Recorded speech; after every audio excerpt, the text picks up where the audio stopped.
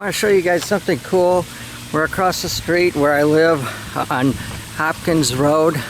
We're going right into the focal point centerpiece of our real cool universal rocks. This here is the huge grotto. Very easily used. Most people use it for swimming pools because it's so easy to put in. Here I wanted to put it in my front yard and kind of give people, and men are a pretty neat thing to look at as they're coming down the road. But anyways, I just made it's an 11 by 7 foot decorative pond with a liner.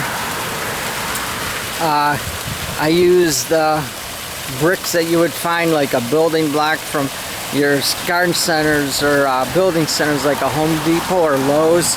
Kind of made the outline, put a level across, made it to where everything is completely level. Went with a decorative, I think that's a 16 by 16 inch decorative block on top. I put the underlayment down with the liner and just filled it up with water. We're still in, I'm still doing it. It's probably going to be finished next year because I hooked it up as a temporary or a seasonal, I should say, type of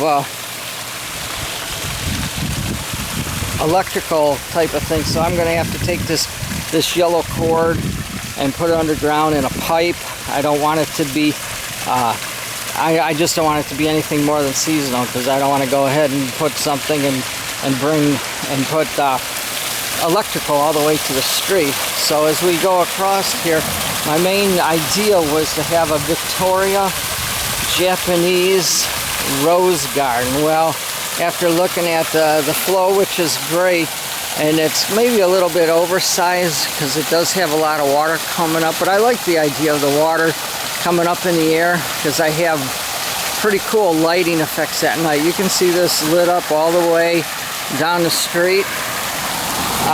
So with that in mind, I was going to put the largest water lily out there, the Victoria, and it gets actually this space here is kind of way too small for it, but a lot of times they grow to whatever your size of your container, your pond is. But they're the Victorian leaves. They can get about 5 feet in diameter, where you can put a small kid. And I used to have them when I had my big water garden, and I used to put my 5-gallon buckets of tools on there while I was working out in the lake. But anyways, I might just go with a couple water lilies. And with the Victoria, I was going to have, it is a Japanese, and of course I have all my Japanese. I probably have about 50 different plants. I just want flowers everywhere.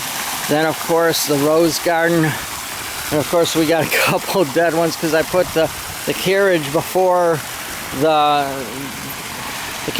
horses, so I had to retransplant, and of course I lost a couple, but the other ones are, fortunately, the other 7 or 8 are doing real good. Back one's blooming. But you're here with garden gnomes, just trying to give you a real cool idea here with the massive Grotto waterfalls. Another thing that you can probably use this real cool rock setup is trying to incorporate it with a gazebo, maybe in the back. Maybe you want to work around it with a gazebo and have this as the featured point of coming out. So there's so many different creative ideas with these waterfalls. So just wanted to share this. So coming down Hopkins Road in Menor, hey, enjoy. You're going to see this. It's right there.